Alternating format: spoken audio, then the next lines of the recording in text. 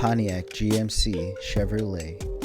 I forgot one. Oh no, that was all three. That was all three that really popped up. It's just GM Pontiac products in general. GM and Hasbro give you Transformers, the movie Propcast. Directed by Michael Bay. But Brought also by us. Justin Rob Doyle. Us. And I was getting there. No, I cut you up. I was like, just say us. It's ours. This is our podcast. I want it. I want it now, Daddy. We need the money. Yes. Well, we're actually not going to get paid for that, by the way. And this is real. This is the beginning of the podcast, and we're so sorry that you had to sit through that. But no, we're doing the Transformers movie from 2007, the Shia LaBeouf edition, which to me, and obviously we'll get into these takes a little bit later, I only consider the Shia LaBeouf Transformers actual Transformers movies. All other Transformers movies mean nothing. They're not even real to me. They don't exist. I don't know where you stand. Fair take. I don't know where. That's a fair take. Okay. I mean, I got enjoyment out of the Mark Wahlberg movies, but it's enjoyment you get. Like, you go to a movie to be enjoyed. Like, that's it. Were they on the same par? Were they on the same level? No. Were they at par? Nope. They weren't. All right, so listen, we're not going to talk about those movies. We're never going to say Mark Wahlberg for the rest of this podcast. Promise me we don't do that. But I don't know if I could go 50 minutes without saying Mark Wahlberg. There it is. True. Dang, dude. All right, you're ruining this for me. I don't want to talk about it. We're talking about the original 2007 Transformers. And before we get into our thoughts, our draft of the props from this one, because there are a lot. I think we'll be doing 4 picks apiece towards the end here after we talk about the movie. There's a lot of props. There's a lot of CGI, and there was a lot of like sleuthing, trying to figure out what was real and what wasn't. What was tangible props and what was like just a I don't even know. At some points, you couldn't even tell what was actually happening. But before we dive into that, at Movie Propcast, you can find us on Instagram. You can find us on Twitter. We do throw a tweet out every once in a while. If you want to get up to date, we'll spoon feed you the links to our podcast when we release them. And we're on TikTok as well. You can find us. And we're on YouTube. You can watch full video podcasts of this show. Go search YouTube for The Movie Propcast. Hit us with the subscribe. And Tyler, you'd be mad at me if I didn't say it, but smash the little bell there. Hit that little bell. Little ding. Ding, ding. Okay, no, I'm excited. I nominated this movie. I wanted to do something big, right? And this is like, when I think blockbuster film, you think, yes. I think Transformers and Michael Bay just abusing your eyes with explosions and flames. So watching this movie, I was like, one, you go in and you know what you're getting. And at this point, Michael Bay had been a big director. Like a lot of people had seen Bad Boys or The Rock and stuff like that. But when I think this movie is what made Michael Bay like a verb. Yeah. Like after this movie, people are like, oh, they Michael Bay'd it, because I don't think any of his movies had the level of destruction and explosions that this movie had. Well, yeah. Like he became like a film style after this movie. Yeah, almost like obviously the Fast and the Furious movies were not like this in the beginning. He was obviously like this right away in the Transformers franchise, but as the franchise moves along, it gets even more and more ridiculous. Like we said, the sequels that keep coming out are just insane, and I think we actually lost him for a couple of these sequels too. I don't think he was on those other. Again, I'm not supposed to be talking about them. I know I just broke my rule. He did movies 1 through 5, and then he was gone after that. He directed 1 through 5. That's a dang shame. Dang shame. Okay, look, at first, obviously back in 2007 when I first saw this, my mouth was agape. I'm like, this is insane. It's crazy. There's so much going on. It's an adrenaline rush the entire time. Like, that's nonstop. why your mouth was agape, was the action? Yes. Yeah, just Okay. only the action. There was literally no other reason. They definitely weren't ticking any other boxes for a young two different teenage movies. boy. They definitely didn't do any of that. But no, obviously we could get into the cast and everything like that. But there were a lot of actual smaller characters in this film that went on to have and actors at the time that went on to have some amazing careers. But yeah, I mean, it's specific. I don't want to call anybody out, but I mean, like, is anybody coming to mind for you? This movie had some of the, like, I forgot who was in this movie. Like, Bernie Mac's cameo. Oh, bro. Okay, listen. Bernie Mac. Like, yeah, Bernie Mac is a treasure. Bernie Mac is Bobby Bolivia, the car dealer. I miss him so much. I miss Bernie Mac. I do. I watched that, and that was like, I wrote it down. As soon as I saw Bernie Mac, I was like, damn, I really miss Bernie Mac. He was so funny. I have it, yep. So funny, and is just brief, like, we're talking like 4 minutes of screen time that he got. But It was so funny. He's just like that dude that's just trying to screw everybody over. He didn't even know whose car that was on the lot. He was ready to sell it. Oh my God. Yeah, he was awesome for sure. But yes, there are other ones. Anthony Anderson.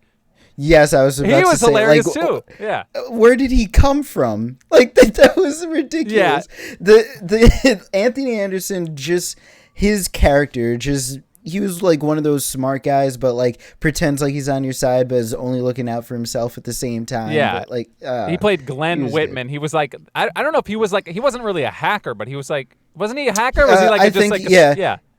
He was, quote unquote, the only person in the world who could break that code. Interesting. Okay. Yeah. And he's just at his mom's place. There was so much chaos going on. Yeah. That chase scene through his mom's house where his cousin runs through the glass sliding door. It was like an episode of Cops. That escalated so quickly. And I don't know why. Obviously, there's other reason. We don't know much about that character, what he was running for. But I mean, obviously, for his life, there was that many things were going on. You probably thought like anything could have happened at that time. But yes. Anyway, Shia LaBeouf is Sam Witwicky. Megan Fox as Michaela Baines. I didn't even know she had a last name. I didn't know she had a last name either. This is the first time I'm learning this. Baines? All right. So, it's Michaela. Josh Duhamel, pretty early in his, I'd say, not early, I'd say in his prime, in the prime of his career. As far as, like, good looks actor, Josh Duhamel, you come out of this, and I was like, that's a good-looking dude. Like, yes, this and Win a Date with Todd Hamilton. Yeah. And I'm probably the only male on this planet who's seen that movie. I think I've seen it too. I think I've seen that as well. Accidentally, though. You got two of us. Yeah, it wasn't on purpose. I was dragged there. Definitely wasn't on purpose. Tyrese Gibson in this movie, kind of in the prime of like his Fast and the Furious career as well. He did Too Fast, Too Furious. My wife was like, why is he the same character in all these movies? Like, why is he the bumbling, losing his mind idiot while everyone else is calm and cool character in every movie? It's true. He was definitely aggressive in this movie. I'll say that. Yes. He was a little flustered. Yeah. So John Voight as Defense Secretary John Keller. John Turturro. Agent Simmons. I feel bad. I'm gonna mess his last name up. But Agent Simmons in this movie, one of my favorite characters. I hate smarmy, I know best characters, and he did it so well. I wanted to punch him in the face this entire movie. Yeah, it was like over the top. Like I would be like, honestly, it's some. Obviously, he comes out of nowhere. He's got some authority. He's a part of the government, like a deep agency you don't even heard of before. But he was pretty. I would be okay to interact with this guy. I mean, obviously, he is really annoying, but he's not like. He's not stern, you know what I mean? Like he's like you could mess with him a little bit and get away with it. I think that's why at the point that they did in the film, obviously we're jumping way ahead, but they do mess with him a little bit. Like they just like they're like I'm gonna get him back, and I think I'll be okay. And at the end of it, I guess it all is. And then the parents, Ron Witwicky and Judy Witwicky. The mom was my. I know you're loving this. The mom may be my favorite character in the movie.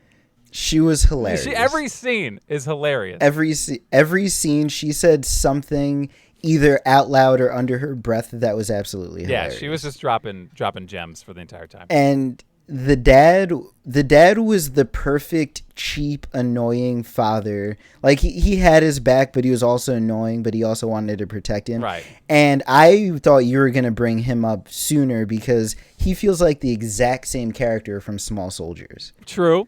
Yeah, I wasn't gonna bring up Small Soldiers. All right, that may be a future episode, but I'm just saying. I felt like I partially think he's the reason why you picked this movie. He might be. We're a big. Oh God, I don't even remember his name. Kevin Dunn. We're big Kevin Dunn fans here at the movie Propcast. But he was obviously a great the balance of, like you said, just kind of not annoying, but like really like get off my lawn type. Which is what he really, he literally does that. But I thought it was really funny when they go to get the car that inevitably winds up being Bumblebee. He pulls into the Porsche dealership.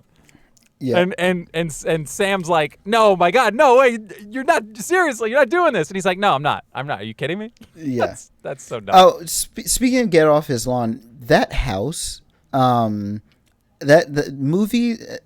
I'll come back to it later because we're gonna get there. Okay, all right, for sure. But before we dive into, obviously, I wrote down a bunch of notes. I don't know what you wrote down, but we can get into a lot. Yeah, I mean, we've hit a few of them already, but a couple things production-wise before this got started.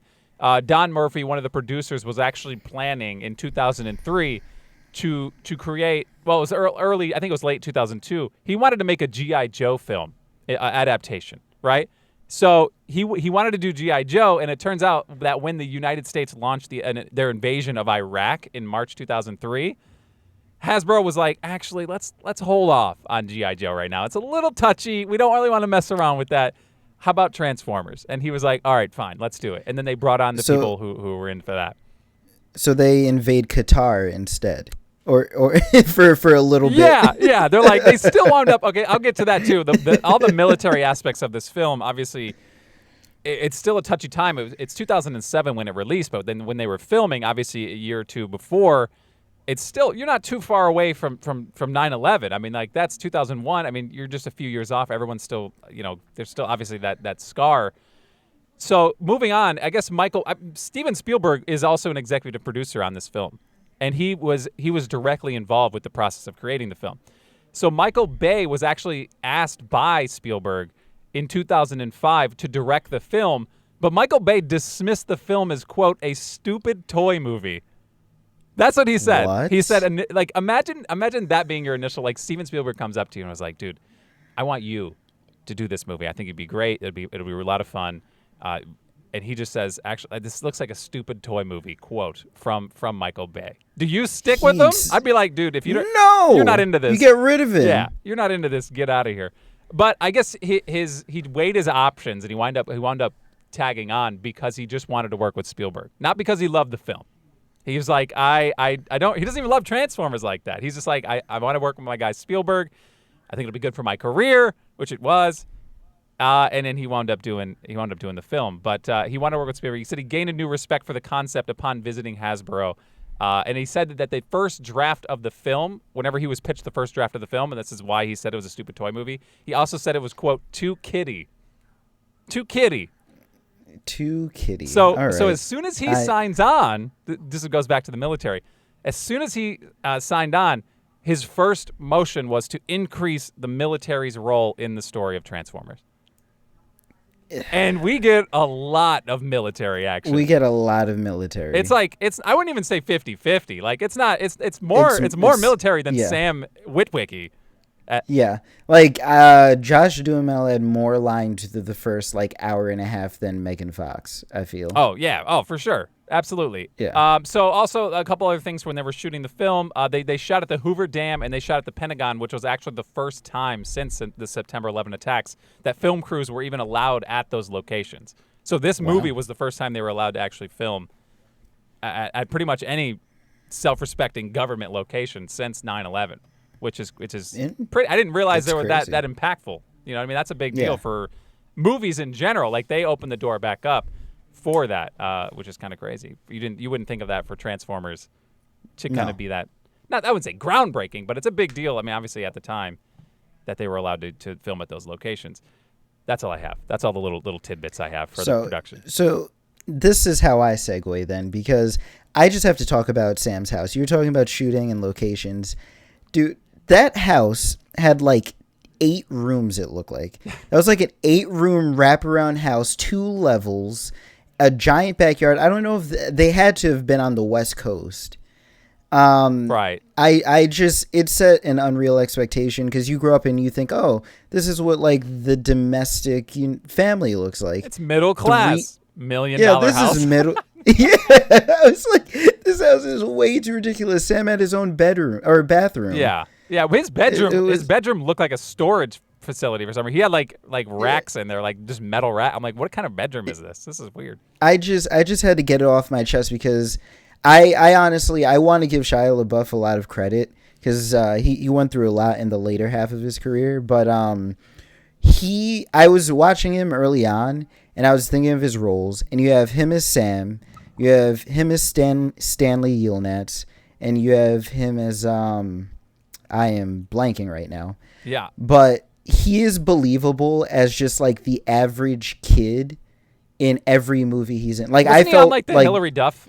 Even was that Simmons or no? He was Even Stevens. He was okay. All right, yeah. Yes, he was the main character. Even Stevens. Disturbia was the other movie. Disturbia was pretty cool. I actually owned Disturbia. Good. That movie was cool. So regardless of if he's the nerdy kid who gets an alien car, or the nerdy kid who's sent to dig holes, or the nerdy kid who's put on house arrest, right? He's just believable in all those roles. He did a great job. I really like so Shia LaBeouf. LaBeouf. I do. LaBeouf. I don't know how you say it, but either way, I do really like him. And obviously, he's been through a lot, and he's made some tabloid press, TMZ type stuff. But I mean, whatever. Who hasn't? I honestly, if you've never watched it on a segue, and anyone watching hasn't, he does a Hot Ones interview, and I gained a lot of respect. You realize like how much he's passionate about acting. Yeah, he's like a genuine student of acting and entertainment, and it was actually really good. I'm definitely a big fan of his, and that's why that's the only reason why, but I feel like after he left the Transformers franchise and they brought in some other guy who will go unnamed because I've said I won't say it. Honestly, it just didn't. I wasn't feeling it. I wasn't feeling the same connection because I know it's about the robots at the end of the day, but when you establish the beginning with somebody, it's hard to kind of shake that. You know what I mean? And that's especially even though the third, when you get into the second and the third movies, they're not that great. They're really not. No, they're just more action. But what kept me involved was the aspect of this character still. And obviously, you can tolerate a little character development with a little bit of, and by a little bit, I mean a lot of action from Michael Bay and explosions and robots. I want to say it's funny how his character in this movie and his character in Holes, like they kind of parallel a lot with like that nerdy kid with an extensive family history that drives the entire movie. Yeah, like it's kind of weird. I was driving and I was thinking about this movie and I was like, his character feels very similar. Like you could have easily taken Stanley and put him in Holes. Is he just getting typecast? Is that what it is? It's just, I guess. It's just he is that growing up. That's just like he's the guy that just fits this role, and he does it well. So I mean, obviously, he keeps getting cast for that. He kept getting cast for that. He's not going to get that anymore. He's a full-blown man, I guess, now, an adult. Full man. Okay, so I have a bunch of notes, and I'm sitting here looking at them. I don't want to bring any of them up because they are kind of related to the props, which are bountiful. Did you have anything you wanted to hit before we kind of got into this? Just a handful of things. One, along with Shia LaBeouf, Megan Fox killed it. I actually thought she was good. I know she dealt with a lot of stuff on the movie. We won't get into that. For her being a strong, she wasn't a damsel in this movie. No, her being like a strong, competent, independent woman in this movie who just happened to be beautiful, she did a great job. I will say the fact that they were in the 11th grade kind of that was weird. That was a little weird. I mean, there's always one of those in 11th grade. Yeah, I know. I'm just saying, like, it just that was a weird time, obviously, and the way that they. I don't know. I'm a father of a daughter, and I will tell you that if she's dressing like that in 11th grade, there's always one. We're gonna have a talk. All right, that's all I'm saying. I will. As crazy as it was also realistic at the same time. No, I understand. I'm just saying, not my daughter. All right, that's all I'm saying. The intro to the movie, hearing that Optimus voice for the first time. Gave me chills. I hadn't heard it in like a few years. I forgot how iconic that voice was. I actually did not realize. I mean, I hadn't really watched a lot of Transformers action when I was a kid. I mean, at least nothing that I actually remembered. But I do remember watching some. But the voice actor who does Optimus Prime in this film was the same guy who did it all the way back in the 80s. Like, I thought that's really cool that they would keep him on board. I also found out that Hugo Weaving was Megatron. Yes, I was like, well, my dude, what is this? I wonder how this timeline matches up with Lord of the Rings and The Matrix, because at one point Hugo Weaving was a part of every major franchise that was in movie theaters at that time. Yeah, like he was just rolling in money. He did eventually step down from Megatron at some point. He didn't continue to do it throughout the rest of the movies. I don't know which movie he stopped, but they did bring on the original. I think it was Frank Welker. They think that's what they wound up. When I looked at it, he was the original Megatron. Really? So I think they did bring him on for these last few movies, or I guess as long as that he could. But yeah, interesting voice acting choices for like you don't really think about that either because it's CGI in human beings, right? So you're looking at actors and then you're looking at the people voicing at the same time. That interaction can be kind of crazy without even realizing. I didn't even know that was Hugo Weaving when I was watching it, and it literally was like maybe like a year ago. Like I found that out. I was like, my God, that's crazy. That's my dude. Yeah. But yeah, this is our second Hugo Weaving film. It is. Yeah. Oh man. now everyone listening has to go back and listen to the Matrix podcast. So now we have 2 Kirsten Dunst and 2 Hugo Weaving. Are we gonna have to make a board that just says like we might have to? We're a big Kirsten Dunst podcast too, and she might be coming up in a future movie again as well. So yeah, okay, all right, this is gonna get kind of crazy. Did you have any gripes from this movie? Did you have any like specific things from this movie that you were like, I mean, granted, if you wanted to, you could sit down and beat this movie to hell because of how it is. But I got really caught up in nostalgia to even think about what I disliked, to be honest. One thing that what's Josh Duhamel's character's name in this movie? Sergeant Lieutenant something.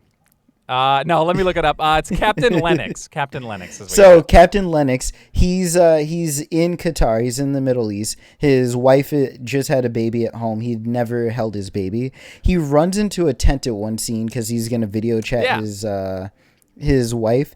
The video quality that she gets from that little webcam is absolutely unreal. Yeah, okay. That is one gripe I have. Because we all know it was that little crappy ball webcam, and damn right, that's like 10. That's like not even 10 meg. That's 10 megapixels would be insane. That's like one. It was like 4. Yeah, like something crazy. She had a 4K resolution video from that little ball webcam. No way. No way. 100%. Oh, I do have a bigger gripe.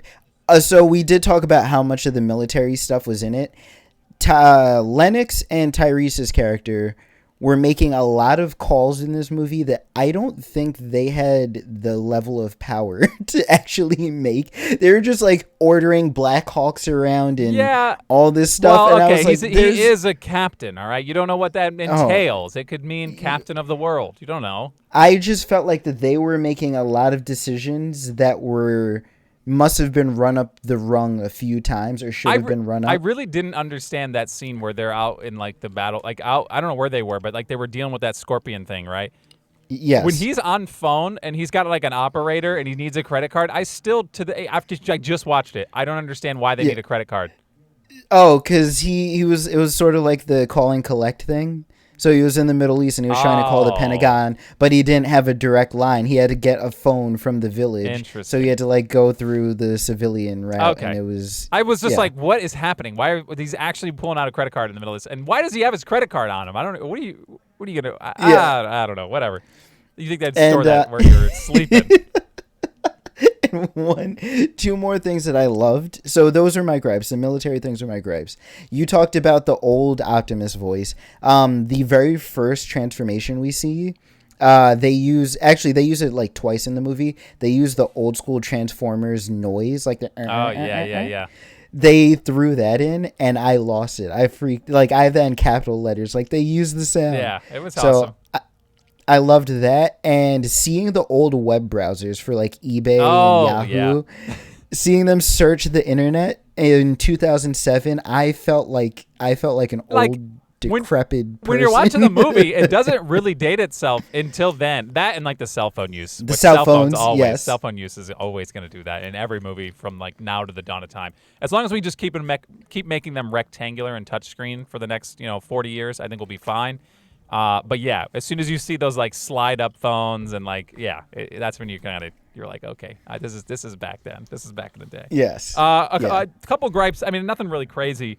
I will say Optimus Prime does take his sweet time when they capture Bumblebee in that like little quarry or whatever that is. They take him away and Optimus Prime picks up the glasses that have the blueprint, right, to find wherever the Allspark is. It's like flat. It's like etched into the glasses. The next time you see him, it's morning, sun's up, and he finally does it. Why would you just instantly do it? What are you waiting? They had to get somewhere safe. Come on. They had to get somewhere safe. Come on. They seemed pretty chill at the time. They weren't sneaking around anymore. It seemed like the coast was clear. There was military around. All right. I feel like you're making some excuses for this film. I am. Fair. He wanted to wait for his boys. They were safe. And one more thing. When Megatron comes to, obviously the Autobots, when they land on Earth, they learn the language from the internet. They surf the web. Megatron knows the language off rip. He's like, I'm alive and I'm talking human, right? We're just like, he'd been there for 2 generations. Frozen. What does he listen? What does he got? Like access to the internet in his frozen capacity? I don't know. Like unless they were I like don't- feeding him it somehow. I don't know. Maybe he was I don't. maybe he was awake. I don't know what frozen robots can hear. You should. I thought that's why I brought you on to talk about this. Oh, I thought you were like whoops, the foremost expert. lied on my resume. Jesus. All right, we'll have to talk about that later. But also, when they're fighting in the city, his plan, he basically says it out loud. He's like, the plan was to just use human technology to take over the universe, right? Or like just use that. Yeah. But he showed up on Earth 1,000 years ago. What Yeah. technology were you going to transform? Whatever was there. A stick? Fire? I don't know what you're going to get. A horse? Look, man, he just wanted the Allspark. The Allspark was on Earth. All right. So he went to Earth, and he was like, yo, if they've got sticks and muskets, I'm turning sticks and muskets against them. I mean, a stick wouldn't work. Right. But Okay, that's fair. And then one other thing, I'll say one thing nice about this before we get into the draft because I don't want to come off as stingy. I do love this movie. I wouldn't have nominated it if I didn't. I think it's a good movie. I think it's a great movie. Just as far as fun, like cinematically, if you're coming in here trying to give it like an Oscar, or it's not going to work. Like, you know what I mean? You're not gonna. No one's going to get anything for that. But I think special effects, they actually did get a couple nominations for some stuff. Obviously. I think so. Obviously. I think so. Yeah. But I just thought it's a fun movie. That's why That's why I like it a lot. So I'm going to say something nice so it doesn't look like I'm just poo-pooing it, which I do for a lot of movies. I think if you go back every single movie that we do. Every movie. I thought it was really cool how they took the Transformers, they took Autobots, they took Decepticons, and they found a way to weave their existence into human history. And they do that throughout every movie that they wind up doing it. And I just think that's really cool how they all technology came from Megatron's existence on Earth. You know what I mean? Like, I just think their advancements that we've got today are because of this. What was the other one? The Hoover Dam was built specifically to house Megatron. Yeah. I think that was pretty cool. Just the way that they wound up weaving that in, so it's kind of believable. Like the Mars footage as well. Like when they see the footage of Mars from that rover. Yeah. I don't know. I just think that's fun for me. I like that a lot. It was. No, they did a good job of like making it not too abstract or it's just like, boom, aliens on Earth. Right. That's a fun way to incorporate it because you're like, I learned that in history class and they didn't show me the rest of the footage. They didn't show me any footage. That could be real, you know? They tried to make it a little believable. They put the extra effort in. I was going through my notes. I did see one more. It's a small gripe. It's not really an actual gripe. But the serious parts of this movie, they feel, you mentioned like the movie doesn't date itself, but like when you have those scenes where the military is trying to be extra serious and they're saying those things, that feels very early 2000s. Like there's just some, you said it yourself, this movie is fun. Yeah. But then there's these like stretches of like 5 minutes where they're trying to be extra serious. Yeah. And it just doesn't feel like it fits this movie. Thanks for that, Michael Bay. Your effects and explosions are fantastic, but stay away from the dialogue and the military conflict. We didn't need that. We didn't want all that, but we got it, and it's like I said, it's still a fun movie. All right, let's get into the draft because we're getting 4 picks apiece, so this is going to take a little while, but we want to get in. Yes. Oh, also before we do it, well, let me just get in the draft. We'll stay on the other side of the noise. So the rules that I guess I should say I did because I picked them film and I feel like we needed to lay the ground rules out. There's a lot of automobiles in this movie. A lot of like jets, planes, everything. Trains, planes, and automobiles? Yes, so we had to put a limit. I put a 2 vehicle maximum on our picks. So we have 4 picks. 2 picks can't be vehicles. So at least we can dive a little bit deeper into actual movie props, tangible props. Not that the cars aren't major parts of the film, but I don't want us opening up a car. We're not Bobby Bolivia, bro. We're not going to open up a car dealership of movie props. Manny! Yeah, come on. Oh, my God. Rest in peace, Bernie Mac. We miss you. Okay, so I will be picking first, and with those stipulations in mind, I don't think I'm going to go vehicle first. I think it would be would be very easy to go vehicle first, but I think there's obviously something I don't know if you know where I'm going with this. I feel like you might. Doyle, you're falling right into my plans. It's okay. Really? So all right, never mind. I'm picking a car, everybody. He got me. No. Okay, so first pick, I'm going to write it down. I actually did rank these props. I usually just come with a list, but there were so many, and I just wanted to kind of organize it. I actually took the time to rank them specifically, so it kind of made it a little easier on myself. But okay, number 1 overall, It's the thing everybody wants. Everybody wants this, and whether they want to destroy it, whether they want to, take over the whole universe with it. I'm taking the little itty bitty baby tiny Allspark square cube. Are you sure that's what you want first? Yep, I'm confident. I want it. I want the. Obviously, I can't take the massive one. First off, that's CGI. That's not real. Also, nothing on Earth could hold that. It's too big if it was real, except for the Hoover Dam, apparently. But no, when Bumblebee touches the Allspark, it shrinks down, which looked really cool, actually. Looked kind of bunch of cubes just kind of folded into each other. I want the one you see at the end of the movie. You see it throughout. I mean, obviously, it gets a buttload of screen time, and then it gets shoved into Megatron's chest, then killing him. Spoiler alert: if you haven't seen the film, we're 30 minutes into this podcast. You probably should have stopped and watched the film. But yeah, I think the Allspark, it's a no-brainer. I don't know how you feel about it. I'll get your thoughts here in a second. But I think I had to take that first overall because it's the whole point. It gives these things life, and that's it. That's a no-brainer for me. It's a good first pick. It's a good first pick. It's honestly the first thing I've written down on my list. Okay, but first thing written down. I want to ask you though, would you have taken it if you had first pick overall? You can be honest with me. If you didn't take that, I was taking it next. Oh, okay. Well, that's fair. Okay, that's all I needed to hear. I'm fine. I feel good about myself. You got me. You actually, you're in my head a little bit. I don't like that. Oh, I try. This is psychological. Yeah, I don't like this. This is for fun for you? Yeah, I was just trying to have a good time, and you're out here. Oh, no. You got the wrong guy. You're trying to ruin my night. But all right, second overall. At least I know at third pick, I'm feeling pretty good. I feel good at third no matter what you do here. I feel like we said, this is a deep draft. I feel pretty good no matter what with everything going on. Yeah, I'm just going to take Bumblebee. Give me that Camaro. Which one, beautiful. See, I thought about this, and having the old one would be nice, and I liked that they took the time to show you the Autobot emblem on the steering wheel? Yes, you have one of those. Thank you. Most cars do. I wanted to say the driving column sure. steering column. Yeah. I was getting very specific. Give me that new. You want that new shiny. I want that new. Dude, I can't express to you how bad this movie, because my first few cars were kind of junkers. I wish my car could just scan another car on the highway and turn into a completely different car. It would definitely be awesome. It would make things a lot easier, I think, for everybody if they just could buy one vehicle forever and it just kept doing that. That would be great. And this is obviously a great pick. I'm not going to knock it in any way. I think what I wrote down in the notes, and this is one thing I wanted to get to, they forced, obviously General Motors, they signed on product placement throughout the film, GM cars all over the place.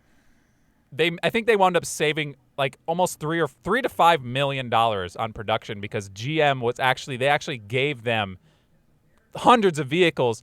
A lot of them like decommissioned, like water damage, like they were already going to get scrapped, but they just threw some wheels on it and said, here, destroy this, Michael Bay. And they did. Like, they were practical explosions on these vehicles, buses, everything. And I thought that was actually pretty cool. I mean, that's very cool. Product placement, yes. Like, there were scenes where you're like, this is a blatant commercial. Like, when they're driving in the desert and, like, it's literally like, Chevy Camaro, buy one now. Visit your local dealership. They do slam it over your head. However, I was willing to accept it because that Camaro was so sick. And at the time, they weren't released. So good. That was the concept. Was the first one. That was the first time. There was a concept, and that was that's what they wound up releasing. And when they came out with it, they did actually, you could buy a Bumblebee version of the Camaro. Yeah. I freaking loved it. I thought it was the coolest thing, and that's a good pick. So were you going to take new or old Bumblebee with your pick? I'll tell you when I select right now. So are we moving on from that? I think that's a good pick. I'm happy for you. It's a beautiful car. Let me cross it off on my list so I know it's gone. It says I have it written number 3 on my list. Oh, very nice. Okay. So I'm going to get my top 2 picks. That's fine. It's the 1977 Camaro, the original Bobby Bolivia special. I'm taking it. It's a 1997 I keep saying 97. 1977. It's a Z28. I've always loved that. Like since a kid. It was a beautiful car. Since a kid, I liked it a lot. Obviously it's a little beat up, a little rusted, a little paint. If the paint job was a little better, I was taking the model, like the look of it, I loved. The paint job killed it for me. I didn't want it looking just like that. But If it had less rust, So you're saying I'm taking this thing out for a drive. I'm saying I'm looking it's a at movie it. prop, and it's still it's the most important of. But I don't want in my showroom a rusty car. But it's not. Is it really rust though? Is it real rust, or was it like It's custom paint. rust? Okay, Bobby. Custom, Okay, Bobby. Yeah, it's custom okay, Bobby. paint. Yeah. Racing stripes, Yeah. man. No, I feel really good about it. This was the one I would have picked first. And if you would have asked me in 2007 after the film which car, no brainer would have been the one you picked. But I'm now numb to Camaros, right? Like, I mean, I've driven one. Yes. My dad had one for a while. They're awesome. I love the Camaros.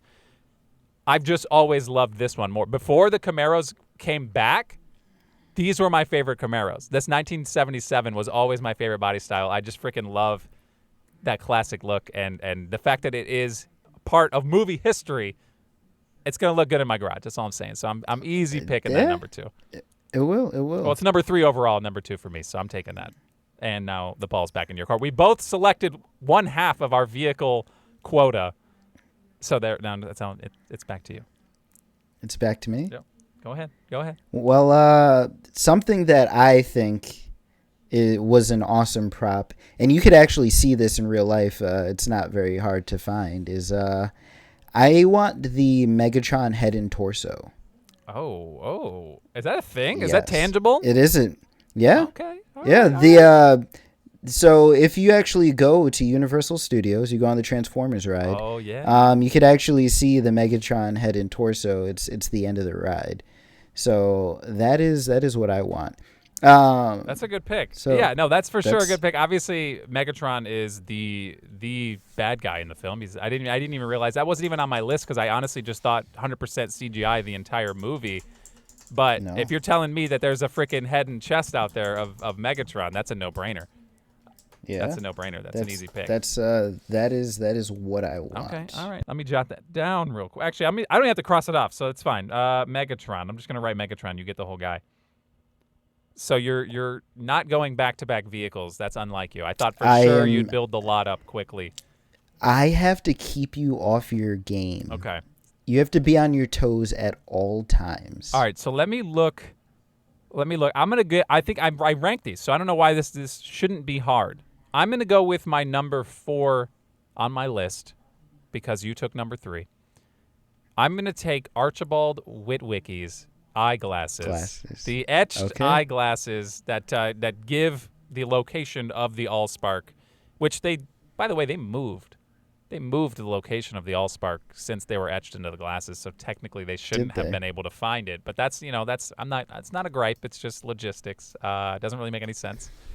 However, very big part of the movie. Obviously, it's right away. Like in the first scene, you see Sam Witwicky. He's trying to hawk it. He's selling it on eBay as Ladies Man 617 or whatever the number is. He's trying to sell that. I don't understand. It's his great grandfather. That's a family heirloom. His parents are just okay with him trying to sell it for dollars on eBay, or they probably don't even know. There's no way they know. So anyway, I'm definitely picking that. It's a big part of the film. It's obviously not a big prop. It's not like huge or anything, so you can display glasses. But we do have, I think, if you go back and we put this down on the list, I think we do have a lot of glasses overall in the movie Propcast. So like we draft automobiles, and if we see glasses, we're going after them. But I'm taking Archibald Witwicky's etched eyeglasses. They're very important to the film. Not as important as the Allspark, but it's right up there with it. Those are honestly my second pick. I decided to drop it because I thought you were, once you saw the frozen Megatron, I thought you were definitely gonna try to steal that. That was very much. No, that's I wasn't on my list. I mean, I didn't even think about it. That would definitely have been. It definitely would have been up there if I could got the husk of Megatron. Yeah. But, all right. So you're up. That's pick 6. You've already got the Bumblebee 2007 Camaro concept, and then you have the Megatron bust. I'm gonna call it a bust. I'll take the bust of Megatron. So let's see. I've got some thinking to do right now. Okay. All right. Here, let me help you with some of my things that I wrote down. Okay. Yeah. Let me hear 'em. Sam's shoes. I think they're Converses or something, or no, maybe they're, I don't know, K-Swiss or something. It doesn't matter. Just pick his shoes. No. Okay. So You know, I wish I could get these things as a pair. We're gonna have to discuss this. You do always ask for a mile. I do. You give me an inch, man. Give me an ahead. inch. Go for it. All right. So there's another little critter. Oh, do I want to do this pick? You're obviously struggling right now. I can see it. You're visibly struggling. I am struggling just a little bit. You gonna be okay? Do you want to talk about it? Let's talk it out. Talk it out. What are you tossing around right now? So, at one point at the end, they're in the military base, and they're having a fight with that little robot that managed to infiltrate. Yes. And that little robot starts throwing around these nice little shuriken ninja stars. Yeah, okay. I like those. You just like the stars? You don't like the... You don't... I like the robot, you like too. The robot. Okay. All right. So what are you picking? I'm going to need like a competent selection from you. So I mean, does the robot come with the star since it's its weapon? Okay, so it's on my list. I'll tell you that right now. It's the I wrote it down as the Air Force One Boombox Decepticon, because it is. It's a boombox. It was a boombox. And when they showed it in the wires, and it was very clearly a prop. Yeah. When it was like just- standing in front of the server, it was like definitely real. So yeah, I would imagine whatever's attached to it, I would let you throw in those little stars. I mean, it's part of it. It's part. He's got them in there somewhere. Yes. Okay. Yeah, that's 100%. So I want that little boombox Air Force One robot throwing shurikens at people. All right. Like I'm gonna have it displayed, and the shurikens are gonna be on invisible string, Ooh. and it's gonna look like it's throwing the shurikens. Yeah. I like that. All right, look at you, you little arts and crafts major. Okay, now that's good. That's a good one for sure. And this kind of begs this kind of gets me into not my next pick. It's just something I want to talk about the Allspark and its powers. Why do they immediately become hostile? How do you make an Autobot? How do you make an Autobot? How do you make a happy robot? Yeah. I don't understand. Like, why did that girl's car instantly try to rip her eyes out? Yes. Why? I don't understand how there are good robots if the Allspark, the creator of life for Transformers, is only putting out assholes. You know what I mean? Like, what is that? Yeah. I don't understand. I don't either. I thought you were the expert on this. I'm sorry, everybody listening. Well, I can. You know what? Using my expertise, how about this? Okay, here we go. In Beast Wars, Yes. Okay. So you remember when they first land on the planet and they're all naked robots? Yeah, absolutely. So something like that does happen in Beast Wars. So they stay inside of a pod, and the pod will scan like a nearby animal or vehicle or whatever. Whoever gets to the pod first, be it an Autobot or a Decepticon or a Terabot in the case of Beast Wars, they can kind of input their print on it. So they can get to a pod and they could be like, this is going to be an Autobot now. Some that land, like obviously Optimus was already good, Bumblebee was already good. Like those guys already have lineage. Right. A fresh, brand new one, it's up for the taking. Like you can kind of just like corrupt it. Okay, so using that logic, theoretically, walk with me here. Optimus Prime takes the Allspark and just starts like throwing it at refrigerators. Theoretically, they should all start trying to feed you and be friendly. Okay. All right. That's theoretically. I'm just saying. I mean, how cool would it have been if he just starts using the Allspark and just starts making good guys? You know, an army. Yes. Why do the good guys never get an army? That's what I don't understand. Or what if all of the technology is just mad because they've been slaves forever? Yeah. Okay. That is really scary though. That like you can put in a cell phone and it turns into a monster and has like ammunition and like explosives. Yes. And you're like, what was that doing in there? Yeah. Where did it come from? What was that doing in there? Yeah. I don't understand how they wind up doing that. But again, you don't have to. It's science fiction. It's all craziness. And that was just one thing I just didn't really understand, the power of the Allspark and how it made no matter what. Like somehow it came across this boombox, or did that was an already alive Decepticon that found a boombox? You never know. What came first, the boombox or the Decepticon? I think it scanned a boombox. Okay. All right. And then also scanning things. Listen, now I'm on a tangent here. Scanning things. Fine. I love that they found he found a Camaro that just happened to be yellow and black with the same stripes, and was also completely unreleased at the time. Waited somebody just happened to be driving the one concept Camaro around, but the other ones went out, and I know obviously you got to suspend your disbelief because it's GM and they have to get that branding in there. But really, GM, you're gonna hawk the Pontiac Solstice? That's the pinnacle of your line. Dude, you're gonna rip on Jazz right now? Look, I'm just saying, didn't he die? He got ripped apart, bro. Well, that's because he was small, but he was a lieutenant, sir. Give him his respect. I'm just saying, bro. You got to. Jazz was hit. He could have picked the Hummer next to it. Why wouldn't you pick the bigger vehicle? I know there was already a Hummer, the ambulance Hummer. He's sleek. He's stealth. Okay, sure. Next to it was. I will say this is like a definitely a mid 2000s gripe, but comparatively, I'd rather have a Saturn Sky. They're like the same vehicle, Pontiac Solstice, Saturn Sky. They were right next to each other. You could have picked the Saturn Sky, but I was a fan of Jazz. That Pontiac was very nice. Okay. Anyway, that was it. That's really all I got. I thought it was really convenient that they all scanned just obscenely unique vehicles that you would never see. You know what I mean? If this was real life, it would have been a Prius. Everybody would have been a Prius or a lifted truck or something. You know what I mean? Like it would have been so dumb. Yeah. Okay. Let's move on. I'm stalling. We each have one more pick. We each have one more vehicle slot. And now I'm kind of thinking like I need to fill it. Like I have two extremely important. I just crapped on the Pontiac Solstice, so I think I'm not picking that. I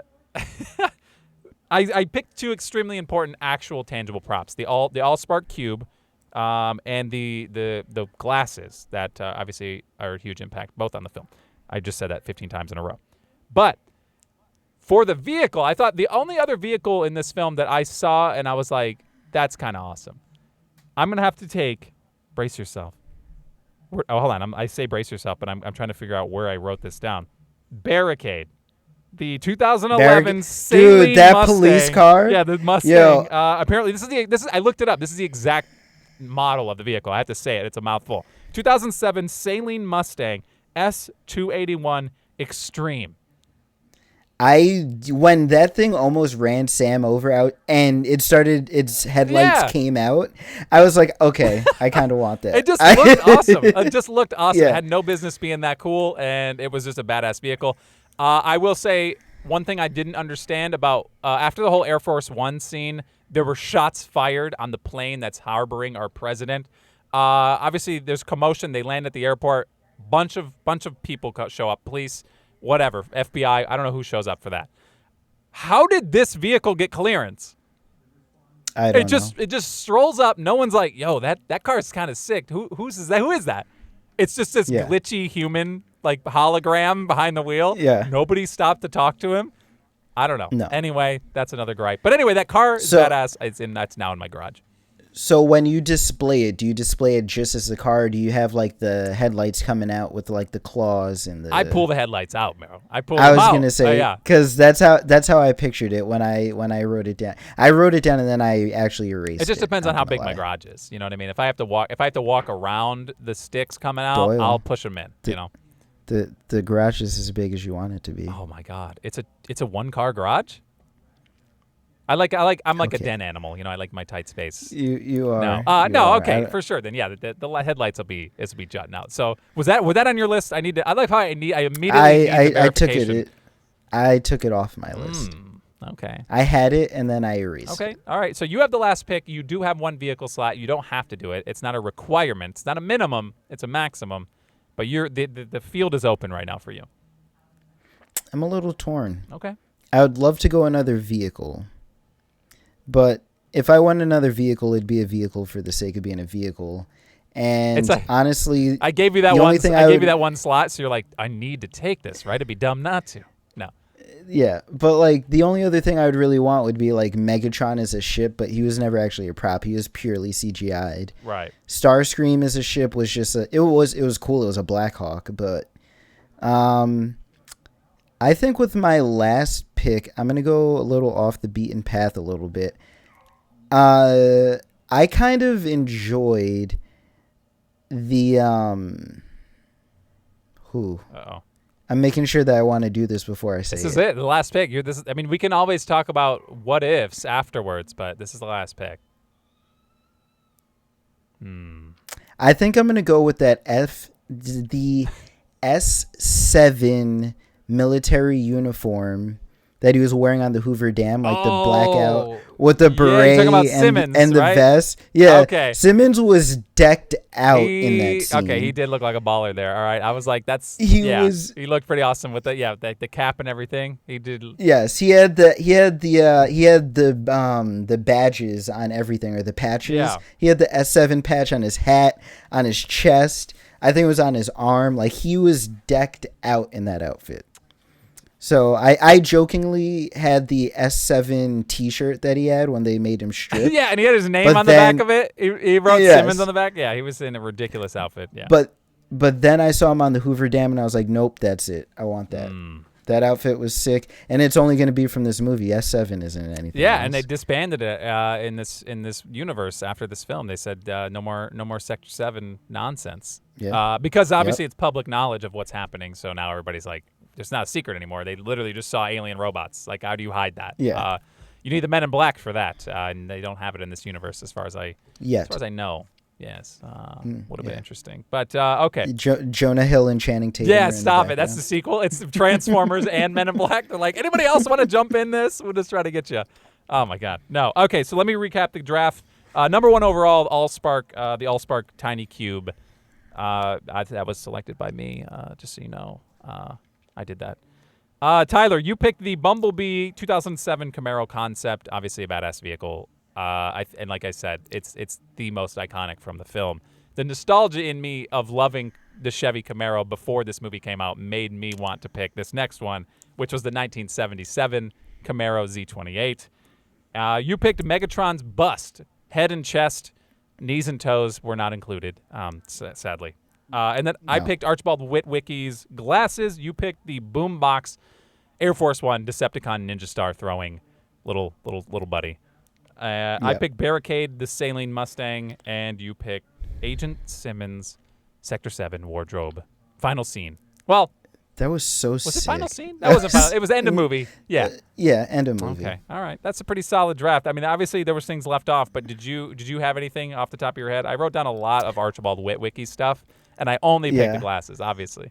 But so I have written down the newspaper with the symbols on it, the newspaper article that had Archibald Witwicky on it. I had the Biatch air freshener. Yeah, that was funny. In his car with the disco ball. I pause this movie a lot. Obviously, I pause every movie that we do a lot because I'm taking notes and I'm not really paying attention to what I'm looking at when I pause it. But when I look back up, I was like, that thing say Biatch? That thing's kind of awesome. Yes. Yeah. That's funny. That was very funny. And I actually had Jazz, the Pontiac that you wanted to poo-poo on. Oh, I didn't want to. I did. No. Yes, and I decided that it never had anything that made it distinctive. Like you said, it was a Pontiac. Whereas this Chevy that was Bumblebee was just like, what that is. Oh, you look at it one look and you're like, that's it. The Solstice was just like, they just took it off the dealership. Somebody that's probably somebody on set's car. They're like, you drive one of these? All right, can we use it? We're going to destroy it in scene 2. Yeah, you good with that? Yeah. So I mentioned the S7 T-shirt already. I also had written down the S7 badge when they take Simmons' badge. I wrote the badge as well. He flashes it up in people's face every time he busts in. He busted into the home of the Witwickies, and he was just flapping it in people's faces. I was like, that's the best part about having a badge is you can just do whatever you want and throw it in people's faces. And something that I actually wrote down and took off again was when they're freezing Bumblebee down. Right. There is actually a scene where that is a practical effect and not CGI'd, where it's like a frozen yellow Bumblebee. So there was a flamethrower in this movie, but you want the ice thrower. You would have picked the ice thrower? Is that it? That's what we're doing? No, the frozen Bumblebee. Oh, you wanted the frozen. Oh, I thought you were talking about the gun that they were using to shoot little like ice at him. I mean, that was cool too, but no. The frozen, there was a scene, there was like one still where he was actually a practical effect. Right, the Bumblebee. But you don't want to have display sad frozen Bumblebee in your home. No. That's why I didn't choose it. Yeah, but you want dead Megatron. That's fine. That's fine. Okay, so the Witwicky stuff you nailed. I also wrote down the binocular cameras.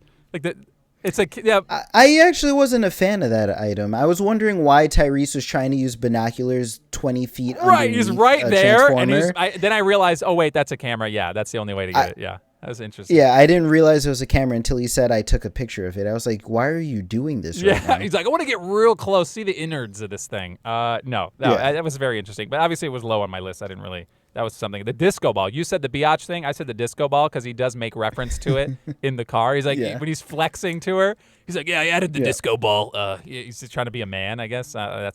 He was really laying it on thick there. The Scorpion Decepticon tail that's left behind, and they're actually like breaking it down later in the film. You see it again. That's actually something I had on my list pretty high. I was like, I might actually get to that, but I didn't. I think you could see that also. Have you ridden the Transformers ride in Universal? Yep. I know the Allspark is there. I know another version of a Spark is there. I want to say the tail is there, but I'm not positive. There is an Optimus out front. Yeah. I think that's what's really cool. Optimus. What's really cool about Universal Orlando, and obviously we're getting paid to say this, not really. Yeah. But that they do have that. Like they have the DeLorean from Back to the one of the actual production DeLoreans from Back to the Future's there as well. They have a bunch of other props in obviously you can see them in cases. The Men in Black ride I think has something afterwards in the little shop.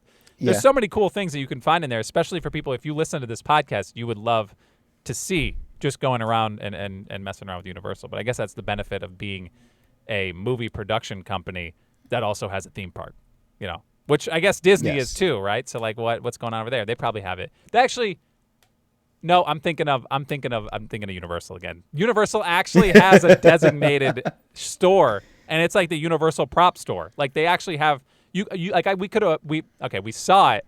We weren't going to pay thousands of dollars for it, but we could have got like a Triceratops head from the original Jurassic Park ride that they had for sale in there. They had so many cool things for sale that are pieces of rides that they decommissioned or remodeled.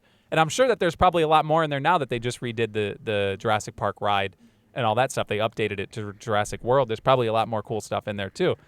But that's not feature film stuff. That's not film prop. It's still a part of history if you're a fan of Universal. That's a cool place you can stop by and check out. I will say before we get out of here, there are a couple things on the Prop Store website. It's propstore.com. You can check it out for this movie, Transformers. One is approximately going to sell for $35,000, and it is the animatronic Scorponic head. So the head of the Scorpion, I didn't even realize that was a practical effect. When you look at this, I had no idea. But it was animatronic at some point. I feel like with Michael Bay, they probably did a lot of practical effects, and then afterwards he was like, clean it up with a little CGI. You know what I mean? And everybody who took the time to build these detailed effects and props is like, dude, you didn't even get to see. You didn't really get to see the action. But no, this thing actually looks really cool. And it shows the part, I don't know if you noticed in the movie when they were trying to shoot this thing apart, obviously in the desert, there is an armor plate that just flaps over its eyes whenever it's getting shot. Both armor plates are attached to this. It's on a stick. That's it's cool. badass. This thing's pretty sweet. I don't know that I'd pay $35,000 for it, but good luck to them. Maybe they'll sell it. Actually, I should reach out to them. Maybe they'll let us do a giveaway. They'll just throw it our way, and we'll do $35,000. $35,000. That's fair. I think that's fair. And then the other thing is it's another piece of the Scorponic Decepticon. It's a section of the tail. Much smaller. They want $2,000 for it, but yeah, it's a much smaller segment. It's not the whole length of the tail, but it's screen used. You can obviously tell people like, "Yo, this was in Transformers." But these are actively for sale right now, so I think that's really cool, as opposed to somebody owning it in their collection. Which, by the way, I'm in the process of talking to some people about. I say some people, collectors that actually have props, and I'm going to try to align. Maybe them to come on of one that we do that actually applies to some of their collection. We can get some takes from them and see what they're actually out there collecting. Because I don't know about you, have you bought anything yet? No. So I think I keep looking at the prop store or propstore.com to see if there's anything crazy. I'm going to bite the bullet on something. It won't be the Scorponic head, but I want to have something from a movie I love. And no matter, maybe I'm going to have to, it can't be like a big blockbuster because obviously financially I could go for broke. I mean, I got a family. Treat let me treat myself. Just like, it's like 6 months pay. No big deal. I'll try it out. Anyway, Tyler, this has been fun. Obviously, we'll be doing this again soon. You'll be picking the next film. I will. You can check us out at Movie Propcast. And like I said, you just listened to this whole thing. If you wanted to watch us, or if you are watching us, thank you. But if you wanted to watch us, it's on YouTube. You can search the Movie Propcast. Hit us with the subscribe there. If you're listening, wherever you're listening to the podcast, please hit us with a subscription there, maybe a like wherever you're at. I don't know what your podcast provider does, but you can also rate us and review us as well on Apple Podcasts and Spotify. That would be mucho appreciated. And you know I'm cultured because I said mucho. Is that how that works? Oh, no? Doyle, send us out. Oh, okay. All right. Let me tap dance on out of here. That didn't actually happen. We'll catch you guys next time. Thank you for listening, and we love you. Love you. See you later. Is it real love? I don't know.